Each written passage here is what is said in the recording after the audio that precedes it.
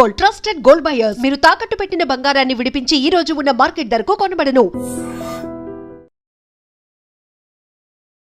హైడ్రా అనగానే ఎందుకని ఫస్ట్ అదొక డైవర్షన్ పాలిటిక్స్ అనేది గుర్తొస్తోంది. నెక్స్ట్ బెదిరింపులు భయపెట్టడానికి వాడుకుంటున్నారు అనేది అటు బీఆర్ఎస్ చెప్తోంది, బీజేపీ కూడా అదే మాట అంటోంది. మీరెలా చూస్తున్నారు? బీజేపీ ఆ మాట ఎప్పుడు అనలేదు. లీడర్స్ అంటున్నారే కొంతమంది. సో అభిప్రాయాలు రకరకాలుగా ఉండడంలో తప్పేం లేదు. మీ చేతికున్న 5 ఏళ్ళే 5 రకరకాలుగా ఉన్నప్పుడు వ్యక్తుల మధ్యలో అభిప్రాయ భేదాలు ఉండడాన్ని తప్పెట్లా పెడతారు? Bharatiya Janata Party stands for nature. Narendra Modi గారు చాలా స్పష్టంగా చెప్పినారు. తల్లి పేరు మీద 2 మొక్కలు నాటండి అని నరేంద్ర మోడీ గారు చెప్పినారు. చాలామంది విమర్శించేటోళ్ళు విమర్శిస్తారు. ఎందుకు చెప్పినారు నరేంద్ర మోడీ గారు 2 మొక్కలు పెట్టండి అని? అంటే ప్రకృతి పర్యావరణం 2 దెబ్బతింటున్నాయి, ఎకలాజికల్ ఇంబ్యాలెన్స్ జరుగుతూ ఉంది, పర్యావరణాన్ని రక్షించాలి.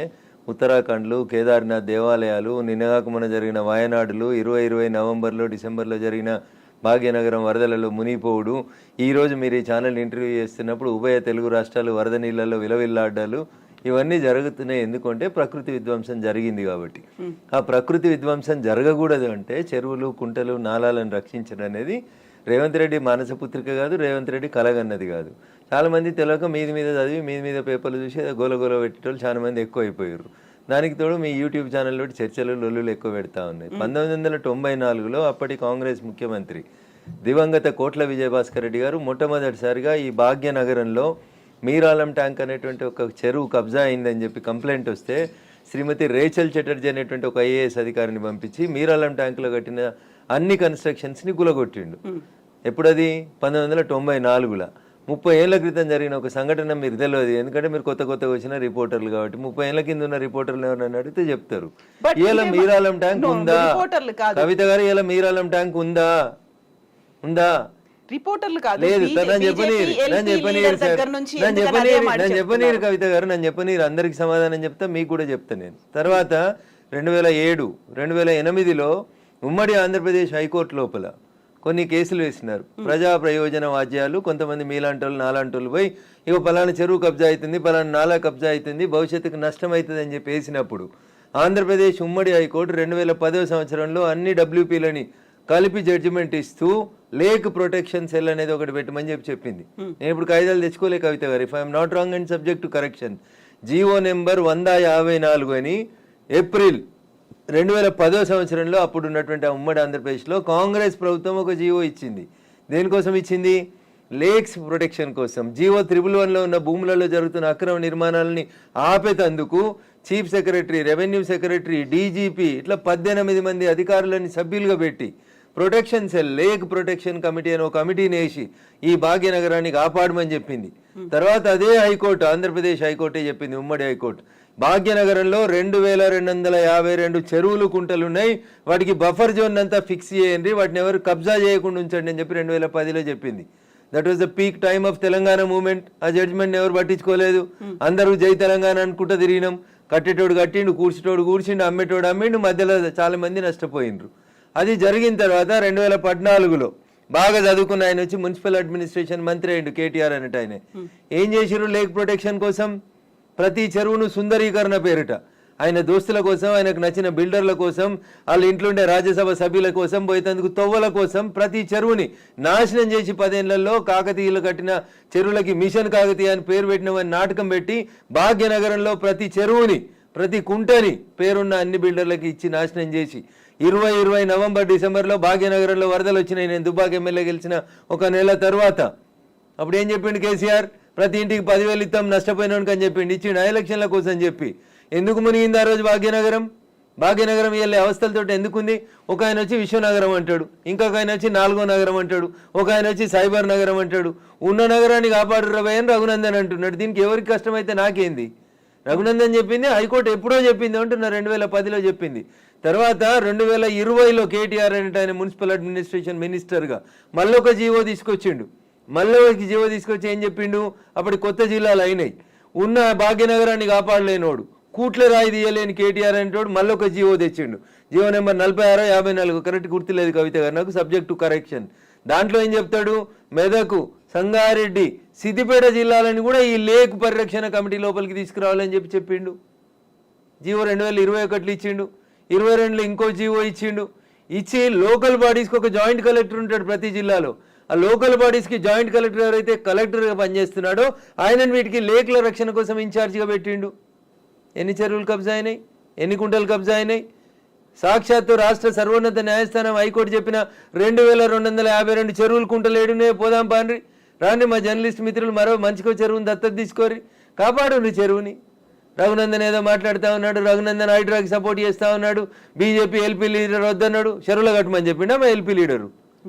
మా ఎల్పీ లీడర్ చెప్పిండు కదా, ఆ ఫాతిమా కాలేజ్ సల్కం చెరువులో కట్టిందని కూలగొట్టమన్నాడు. దాని గురించి ఎందుకు మాట్లాడారు? ఎవరిని బెదిరించినాం? మీ దగ్గర జేసీబీలు లేకపోతే మేము జేసీబీలు ఇస్తాము అని చెప్పినాం. కిరాయి లేకుండా ఫ్రీగా ఇస్తామో బుల్డోజర్లు, తప్పేముంది అందులో? మా ఎల్పీ లీడర్ గది మాట్లాడింది చూసిన నేను మాట్లాడిందని మా ఎల్పీ లీడర్ ఏడో కాంట్రాడిక్ట్ చేయలేదు.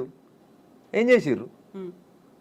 కేవలం పెద్దల్ని కాపాడడానికి, పేదల కోసం ఫైట్ అనేది దీన్ని యాక్చువల్ గా ఎలా చూస్తున్నారు? పల్లం రాజు అంటే పేదోడా పెద్దోడా? పల్లం రాజు ఏ పార్టీలో ఉన్నాడు? నాగార్జున అనేటోడు పెద్దోడా చిన్నోడా? ఏం మాట్లాడతారు మీరు? మల్లారెడ్డి కాలేజీ కూలగొట్టొద్దా? మీరు పొంతన లేని ప్రశ్నలు అడగొద్దు. ఎవడు పెద్దోడు ఎవడు పేదోడు? చెరువులో కట్టినోడు పెద్దోడు అయితేంది, పేదోడు అయితేంది. చట్టం ముందు అందరు సమానలే అని ముచ్చట చెప్తాం కదా మనం అందరం. మరి పెద్దోడు అయితేంది, పేదోడు అయితేంది? వాయనాడు ఎందుకు కొట్టుకుపోయింది? 4 రోజుల కింద ఎందుకు కొట్టుకుపోయింది? ఇదే ఎన్డీఆర్ఏలు, నేషనల్ డిజాస్టర్ రెస్పాన్సిబుల్ టీములు అన్నీ కూడా, నేషనల్ డిజాస్టర్ మేనేజ్మెంట్ టీములు కూడా అన్నీ ఏం చెప్పినాయి? అక్కడ తొలగించుర్రా కట్టడాల, చెరువులు కడ్డంగా, గుట్టలు కడ్డంగా, కొండలు కడ్డంగా కట్టినాయి అని చెప్పారు. తొలగించిర్రా? తొలగించలేదు. తొలగించకపోతే ఏమైంది? పార్లమెంట్ నడుస్తున్నప్పుడు లాస్ట్ మంత్లో చూస్తున్నాగా మనుషులు కొట్టుకుపోయారు కదా, ఊర్లు కొట్టుకుపోయినాయి కదా. మీరు ఎందుకు ప్రకృతిని విధ్వంసం చేస్తారు అంటున్నా. ఎవరిచ్చారు మీకు ఆ రైట్? ఒక సైన్స్ టీచర్ అడుగుతున్నా, పక్కకు పెట్టి రఘునందన్ ఎంపీ బీజేపీ మెదక్ పక్కన పెట్టి మాట్లాడుతున్నా. పర్యావరణ హితం కోరుకునే ఒక సైన్స్ టీచర్గా మాట్లాడుతూ ఉన్నా. నేను ఎకలాజికల్ ఇంబ్యాలెన్స్ జరగొద్దు అని చెప్తా ఉన్నా. ఎకలాజికల్ ఇంబ్యాలెన్స్ జరుగుతూనే ఈ వరదలు వస్తూ ఉన్నాయని చెప్తున్నా. వీళ్ళు ఎందుకు విలవిల్లాడుతుంది దేశమంతా? ఎందుకు విలవిల్లాడుతూ ఉంది? ఈ మాటని 1917లో ఒక రష్యన్ ఎడ్యుకేషనిస్ట్ చెప్తాడు, టిఆర్ మాల్తూస్. ఏమని చెప్తాడు? మనుషులు 2 into 2 4 అవుతారు, 4 into 4 16 అవుతారు, 16 into 16 326 ఇట్లా పెరుక్కుంటూ పోతా ఉన్నారు. కానీ మనిషి అవసరమైనటువంటి పంచభూతాలు గాలి, నీరు ఇవన్నీ పెరుగుతున్నాయి. అట్లా మీరు పెరిగినంత స్పీడ్గా పెరుగుతున్నాయా? పెరుగుతలేవు. కాబట్టి ఏ డే విల్ కమ్, భూమి తనకు బరువు ఎక్కువ అయిన రోజు, జనాభాని మనం నియంత్రించకపోతే తానే నియంత్రిస్తుంది అని చెప్పి 1917లో ఒక రష్యన్ ఎడ్యుకేషనిస్ట్ చెప్తే, 10th క్లాస్ బయాలజికల్ సైన్స్లో పాపులేషన్ ఎడ్యుకేషన్ అనే పాఠం పిల్లలకి చెప్పడాన్ని ఆచరిస్తామని ఒక స్టూడెంట్ అడిగితే, ఆచరిస్తా అని ఒక కూతురికే కన్ఫైన్ అయిన ఒక టీచర్గా అడుగుతున్నాడు. నేను ఇలా ఈ ప్రకృతిని విధ్వంసం చేసే హక్కు నీకెక్కడిది? అందుకనే వాల్కనోలు, అందుకనే సునామీలు, అందుకనే ల్యాండ్ స్లైడ్లు వస్తున్నాయి మన దేశంలో. You have to control. ఆ కంట్రోల్ ఎక్కడ తప్పింది? తక్కువ ధరకు వచ్చిందని చెరువులో. భాగ్యనగరంలో జనాభా పెరిగితే చెరువును కబ్జా చేస్తావా? కుంట జాగా తక్కువకి వచ్చిందని కొనుక్కుంటావా? కమిషనర్ని మేనేజ్ చేసి పర్మిషన్ తెచ్చుకుంటావా? ఐఎమ్ ఆస్కింగ్ దిస్ గవర్నమెంట్, ఎవరైతే కమిషనర్ పర్మిషన్ ఇచ్చిండో ముందు వాడిని రిమాండ్ చేయి. ఏ బ్యాంక్ అయితే లోన్ ఇచ్చిందో ముందు ఆ బ్యాంక్ మేనేజర్ని రిమాండ్ చేయి. ఇరిగేషన్ వాళ్ళు చూస్తూ కళ్ళు మూసుకొని కళ్ళుండి చూడలేని కబోతులైన ఇరిగేషన్ ఎస్సీలను రిమాండ్ చేయి. హైదరాబాద్ని కాపాడాల్సిన అవసరం లేదా? భాగ్యనగరం విశ్వనగరంగా విరాజిల్లాలనే వద్దా? నువ్వు కట్టినావా చెరువు? నువ్వు తోడినావా చెరువు? ఉన్న చెరువుని చంపే హక్కు నీకెక్కడిది? ఇట్లే మాట్లాడతాడు రఘునందన్. మీకు నచ్చితే మీ ఇష్టం, మీకు నచ్చకపోతే మీ కష్టం. దానికి నేనేం చేస్తా? ఆర్టికల్ 19 నన్ను మాట్లాడమని చెప్పింది, మాట్లాడతా. మీరు నేను మాట్లాడితే ఆ పక్కన ఉన్నాయి, నేను మాట్లాడితే నాకేం? ఎగ్జాక్ట్లీ ఇవన్నీ ఉన్నాయి. కాకపోతే పెద్దోడా? కోర్టు కేసులనే భారతదేశ సర్వోన్నత న్యాయస్థానం చెప్పింది, సుప్రీంకోర్టు, చెరువులు, కుంటలు, నాలాలు ఎవరు కబ్జా చేసినా నిర్దాక్షిణ్యంగా గులగొట్టమని చెప్పింది. ఈ దేశంలో సుప్రీంకోర్టు కంటే పెద్ద కోర్టు ఏంది? ఏం కోర్టు ఉంది అంటున్నా? ఎవరు పడితే వాళ్ళు స్టే ఎట్లా ఇస్తారు? ఎవరు ఇచ్చారు మీకు అధికారం? సుప్రీంకోర్టు చెప్పింది వినాలని హైకోర్టులకు లేదా? ఏం వినాలే? మొన్న పోయారు కదా హైకోర్టుకు అనురాగ్ యూనివర్సిటీ వాళ్ళు. ఆయన కాయిదాలు చూసి వారం రోజులు టైం ఇచ్చి తహసీల్దార్ను ఒకవేళ ఎఫ్టీఎల్ ఉంటే తీసేయమని చెప్పిండ్రు. దానికి విద్యార్థులను అడ్డం పెట్టుకొని ఒక ఆయన, వెంచర్ను అడ్డం పెట్టుకొని ఇంకొక ఆయన, రాజకీయ నాయకులను అడ్డం పెట్టుకొని ఇంకొక ఆయన, ముఖ్యమంత్రి అన్నున్నాడని ఇంకొక ఆయన. ముఖ్యమంత్రి అన్నున్న కాలనీ అది దుర్గం చెరువు లేఅవుట్ కాదా? అది ఎట్లా లేఅవుట్ చేసిర్రు? అప్పుడు పర్మిషన్ ఇచ్చిన జిహెచ్ఎంసీ కమిషనర్ని తెచ్చి ప్రాసిక్యూట్ చేయాలి కదా. దుర్గం చెరువు ఎన్ని ఎకరాలు ఉండాలి? వీళ్ళు ఎన్ని ఎకరాలు ఉంది? ఒక కొత్త చెరువు కట్టే సూరత్ లేదు, కానీ ఉన్న చెరువులు మింగి రేపు భవిష్యత్ తరాల పిల్లలకి ఏమిద్దాం అనుకుంటారు మీరు? ఏమిస్తారు? బంజారా హిల్స్లో, జూబ్లీ హిల్స్లో కొండల్ని కంకర మిషన్లు పెట్టి పిండి చేస్తూ ఉన్నారు దుర్మార్గులైన రాజకీయ నాయకులు. ఆపున్నా పర్మిషన్స్ అని రేవంత్ రెడ్డి గారు. ఎందుకు ఆపవు? నీ పార్టీలో చేరింది ఎందుకు ఆయన? ఎందుకు ఆ కొండలు ఎందుకు కొడుతుర్రు? ఆపుర్రా కొండలన్నింటిని కొట్టే వాటిని. ఇది ఇప్పటికిప్పుడు జరుగుతున్న విషయం కాదు, ఏళ్ల తరబడి రాత్రికి రాత్రి జరిగింది కూడా కాదు. ఎవరో ఒకరు మొదలు పెట్టాలా వద్దా? ఎందుకు జరగలేదు? ఎవరో ఒకరు, అరే ఇంతకాలం నువ్వు గడ్డి తిన్నావు, ఇలానే అన్నం తింటున్నావు, it is wrong in it. మీరు గడ్డి తిన్నారు కాబట్టి నేను గడ్డి తినాలా? నాకంటే ప్రభుత్వం ముందు తప్పు చేసింది కాబట్టి నేను తప్పు చేయాలనా? Once again I'm telling I'm not supporting Revanth Reddy. ఊరు బాగుండాలా వద్దా? పిల్లలు మీ కళ్ళ ముంగట వాయినాల్లో కొట్టుకుపోయినట్టు బురదలలో కొట్టుకుపోవాలని కోరుకుంటురా? నేను కోరుకుంటలేను. నా భాగ్యనగరం బాగుండాలని కోరుకుంటున్నా. ప్రపంచానికి హైదరాబాద్ ఒక కీర్తి ప్రతిష్టలు ఇచ్చిన నగరం, 400 సార్లుగా చరిత్ర ఉంది దీనికి. ఇంత మాట్లాడతారు. అసలు భాగ్యనగరాన్ని భాగమతి నది ఒడ్డున కట్టినప్పుడు ఎందుకు కట్టిర్రు? అప్పుడు ఏమైనా వరదలు రాలేదా? మూసీకి వరదలు రాలేదా? అప్పుడు ఏం తెలుసా హైదరాబాద్ చరిత్ర వీళ్ళకి మాట్లాడేటోళ్ళకి? ఈ ముఖ్యమంత్రి వచ్చి మూసీ ప్రక్షాళన అంటాడు, ఆ ముఖ్యమంత్రి వచ్చి కాళేశ్వరం అంటాడు, ఈయన 1,00,000 కోట్లు అంటాడు, ఆయన 1,00,000 కోట్లు అంటాడు. నేను వాళ్ళ కమిషన్ల కోసం మాట్లాడతలేను. నేను మల్లారెడ్డి గారు కడితే గులగొట్టుర్రి, పల్లారాజేశ్వరరెడ్డి గారు కడితే గులగొట్టుర్రి, నాగార్జున గారు గులగొడితే నేను కదా అందరికంటే ముందు మాట్లాడింది.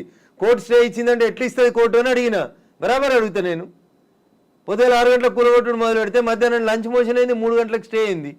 అది స్టే అని మీడియా మిత్రులు తప్పు రిప్రజెంట్ చేసిర్రు. స్టేటస్ కో ఇచ్చింది, అది కూడా కరెక్ట్ కాదంటే నేను జడ్జి గారి ముందు కూడా ఇట్లే వాదిస్తా. నేను కూలగొట్టాలి అంటున్నా. 2014లో చెప్పింది అంటున్నా ఆంధ్రప్రదేశ్ ఉమ్మడి హైకోర్టు. ఏమని? ఎన్ కన్వెన్షన్ సర్వే చేయమని చెప్పింది హైకోర్టు. సర్వే చేసి హెచ్ఎండిఏ 2016లో రిపోర్ట్ ఇచ్చింది, అందులో 3.5 ఎకరాల FTL బఫర్ జోన్ ఉందని. 2016 నుంచి ఇలా ఎందుకు కూలగొట్టలేదు అంటున్నా. కోర్టు ఉత్తర్వులను ఎందుకు ఉల్లంఘించారు? ఏం జరిగింది అనుకుంటున్నారు మీరు? ఏం జరుగుతుంది? వాళ్ళ కోడలు బ్రాండ్ అంబాసిడర్ అయింది చేనేతకి. ఆమెకి చేనేత తెలియదు, చీర తెలియదు. ఆమె తెచ్చి బ్రాండ్ అంబాసిడర్ చేసారు.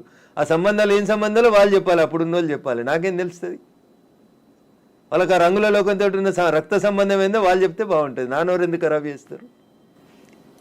రంగుల లోకంతో రక్త సంబంధం అలా అనుకుంటే కేవలం ఎన్ కన్వెన్షన్ నాగార్జున దాని మీదే ఉంటుందా? ఇప్పటికి పద్మాలయ స్టూడియో మీద లొల్లిపెట్టింది రఘునందన్. ఇదే హరీష్ అని 6 అడుగులు ఉన్నాడు మాట్లాడిండు. మళ్ళీ పర్మిషన్ ఎట్లా ఇచ్చారు ప్రభుత్వం రాగానే? లాంకో హిల్స్ వక్ఫ్ భూమిలో ఉన్నారు. 10 ఏళ్ళు అధికారంలో ఉన్నాడు కేసీఆర్ అంటే. ఆయన ఒక రోజైనా మాట్లాడండి ఆ వక్ఫ్ భూముల గురించి? లగడపాటి కడుతుండని చెప్పి లాంకో హిల్స్ అంతా వక్ఫ్ భూములు దున్నుతాం, పలుకొడతాం, ఇరుగొడతాం అన్నారు. పర్మిషన్ ఎవరు ఇచ్చారో తెలుసా కవిత గారు? పద్మాలయ స్టూడియోలో అపార్ట్మెంట్లు కట్టుకోవడానికి పర్మిషన్ ఇచ్చింది ఇదే గౌరవనీయులు కేసీఆర్ గారు, కేటీఆర్ గారు, హరీష్ రావు గారు. ఆ రక్త సంబంధం ఏందో అడుగుండ్రు. జర్రంత అవతలకి పోతే ఎంఆర్ ప్రాపర్టీస్ అని ఒకటి ఉంటాయి.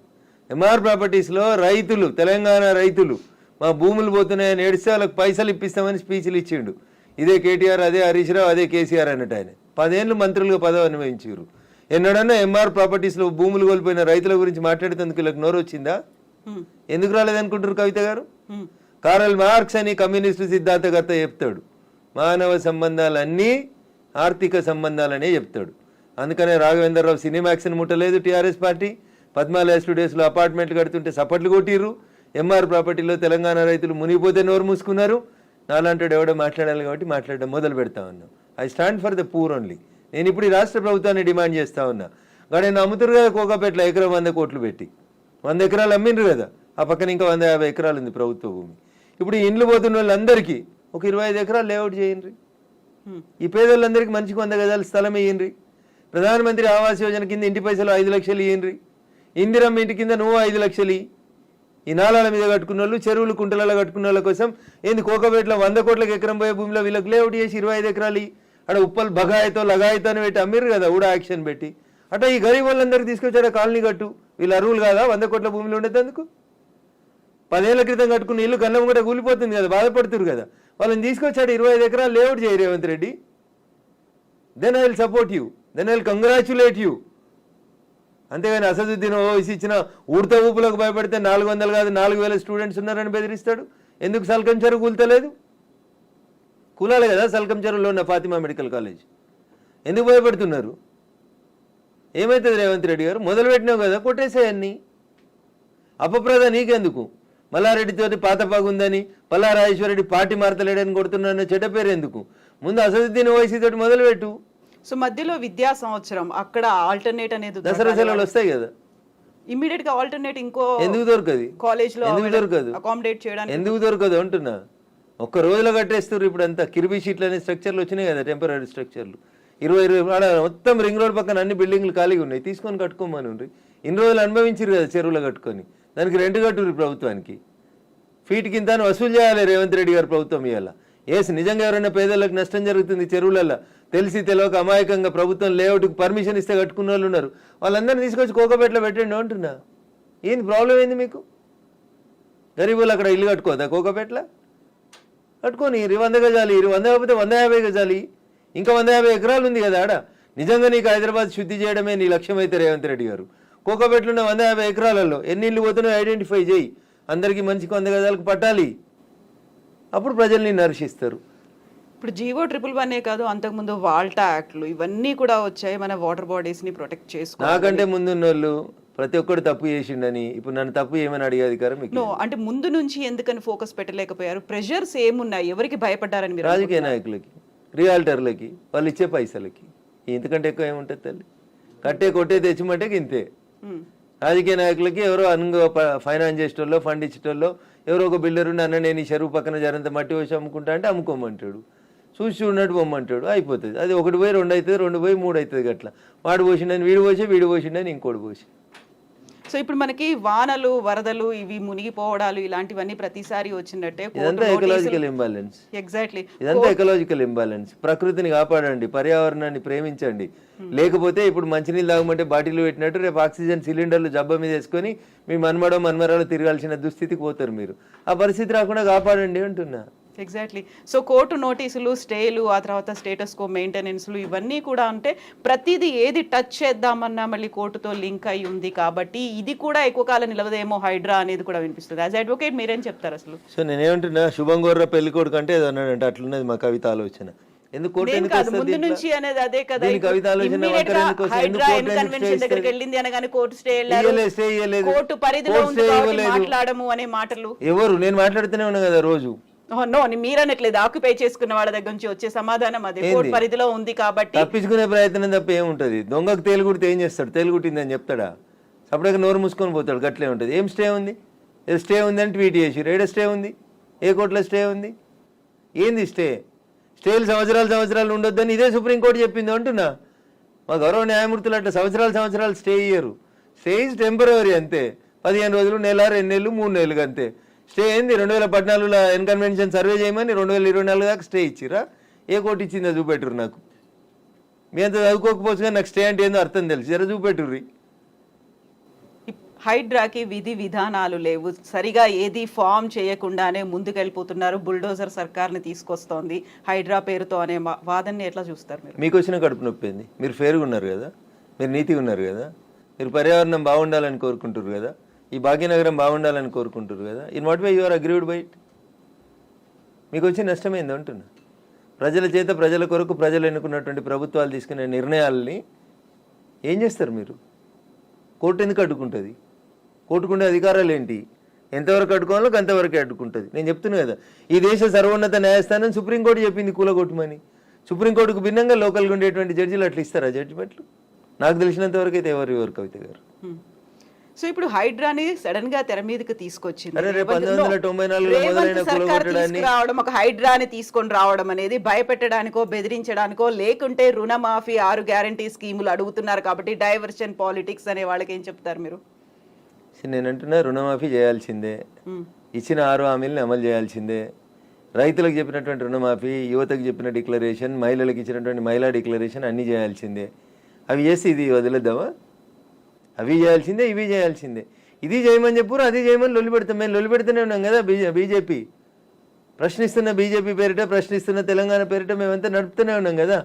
రైతన్నల రుణమాఫీ కోసం మాట్లాడితే హైడ్రా గురించి మాట్లాడొద్దా? బట్ అది డైవర్షన్ కోసమే చేస్తున్నారు అనే మాట. So I don't have any comment on this particular issue. నేనేమంటున్నా, నేను రుణమాఫీ కాలేదు, రైతులతో చేయించేది రైతులతో చేపిర్రి, హైడ్రాకి దానికి ఏం సంబంధం అంటున్నా. ఎందుకు రాస్తున్నాయి పేపర్లు హైడ్రా గురించి అంత గొప్పగా? వదిలేసారు, ఆయన పని ఆయన చేసుకుంటూ పోతాడు, మీ పని మీరు చేసుకోరు. రుణమాఫీ గురించి మీరు రాయమంటే రాస్తారా? రాయరు కదా. రైతులు మాట్లాడితే మన పేపర్లలో హెడ్ లైన్స్ రావు కదా. ఏమవుతాయి మనకి?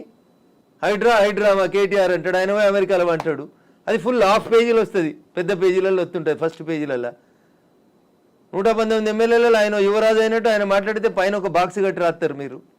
ఆయన కట్టిన జన్వాడ ఫామ్ హౌస్ నాది కాదని స్టేట్మెంట్ మారుస్తాడు. ఒక్క మీడియానైనా రాసిందా? రేవంత్ రెడ్డి అన్నట్టు ఆయన అరెస్ట్ చేసిన రోజు ఈ ఫామ్ హౌస్ నాది, ఇగో దాని మీద డ్రోన్ ఎగిరేసినావు, ఇగో క్రైమ్ నెంబర్ ఇంత, నార్సింగ్ పోలీస్ స్టేషన్ అని తీసుకొచ్చి ఒక్కరైనా రాసిరా మా జర్నలిస్ట్ మిత్రులు? ఇవాళ అది నోరా మోరా ఇది నాది కాదు నా దోస్తుంది అని చెప్తే ఎందుకు రాయారు? ఆ రోజు స్టేట్మెంట్ ఈ రోజు స్టేట్మెంట్ రెండు పక్క పక్కన పెట్టి ఎందుకు చూపాయించారు? ఎలక్ట్రానిక్ మీడియాలో ఎందుకు చూపెట్టారు? ఎందుకు చూపెట్టరు అంటున్నా. ఎవరా దోస్తు? ఎందుకు నీకు లీజుకి ఇచ్చిండు? ఆయనకు నీకున్న వ్యాపార సంబంధాలు ఏంది? అది కదా మీరు బయట పెట్టాల్సింది. మునిపోయిన కంపెనీకి వారసుడు కదా ఆయన, నీకు జాగిచ్చిన ఆయన, లీజ్ ఇచ్చిన ఆయన. 8,000 కోట్లు ఎగ్గొట్టిర్రాళ్ళు ఈ దేశంలో. అది మాట్లాడుకుందాం గట్లా. ఇవి మాట్లాడితే మంచిగా ఉంటాయి కదా కవిత గారు. ఆయన డింగ్ డింగ్ అని ఎగురుకుంటూ పోయి జొన్నవాడ ఫామ్ హౌస్ ఆ రోజు ఎందుకు చేసినావు? డ్రోన్లు ఎగురుతలేవా? తెలంగాణలో డ్రోన్ ఏడా ఎగురుతలేదా? డ్రోన్ ఎగిరేస్తే తప్ప ప్రతి పెళ్లిలో డ్రోన్ ఎగురుతుంది, ప్రతి బరాతులో డ్రోన్ ఎగురుతుంది, ప్రతి శ్రీరామనవమికి డ్రోన్ ఎగురుతుంది, ప్రతి వినాయక చవితికి లేకుండా ప్రైవేట్ ప్రాపర్టీ మీద ఎగరడం అనేది నీది కాదు కదా ప్రాపర్టీ. నువ్వెందుకు కంప్లైంట్ ఇచ్చినావు? నీకెందుకు కడుపున వచ్చింది? జొన్నవాడ ఫామ్ హౌస్ నీది కాదు కదా, నీ దోస్తుంది కదా. ఒక ఎంపీ పార్లమెంట్ నడుస్తుంటే ఢిల్లీకి వెళ్ళి హైదరాబాద్కి వస్తే ఎయిర్పోర్ట్కి వెళ్ళి పట్టుకొచ్చి రిమాండ్ చేసిరు కదా నర్సింగ్ పోలీసు వాళ్ళు. అప్పుడు ఎందుకు చేసినావు?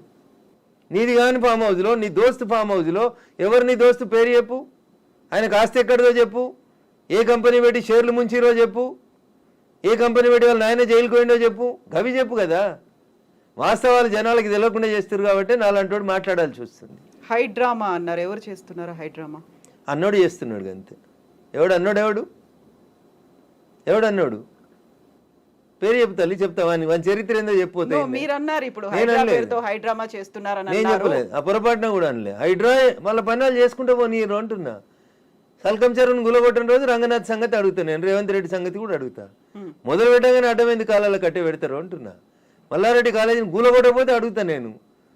స్టే ఇస్తే కోర్టుకు ఆర్గ్యూ చేస్తా, స్టే వేకెట్ చేయమని ఆర్గ్యూ చేస్తా. తప్పేముంది అందులో? నీతిగా ఉన్నా నిజాయితీగా ఉన్నా కాబట్టి నిజాయితీ వైపే ఉన్నా, ధర్మం వైపే ఉన్నా, మా పార్టీ గట్టే ఉండమన్నది. గిట్లే మాట్లాడితే గడిదిక్కే ఉంటా. పేదవాళ్ళకు నష్టం అవుతుంది. రేవంత్ రెడ్డి దగ్గరికి పోతాం, లొల్లి చేస్తాం, కూలిపోతున్న వాళ్ళ కోసం అక్కడ లేఅవుట్ 25 ఎకరాలు చేయమని అంటుతాం. అది ధర్మం. అది కడుపు కాలినందుకు నిలబడతా ఖచ్చితంగా. So Raghunandan Rao advocate and రాజకీయ నాయకుడు ఇప్పుడు ఒకవేళ ఏదైనా మాట్లాడాలి అంటే ఊరికే అలా ఆరోపణ చేయకుండా ఆధారాలతో సహా చూపిస్తాడు అనేది. జన్వాడ ఫామ్ హౌస్ కి సంబంధించి మీ దగ్గర అన్ని ఆధారాలు ఉన్నాయా? నేను ఎప్పుడు దాని మీద ఇన్వెస్టిగేషన్ చేయలేదు.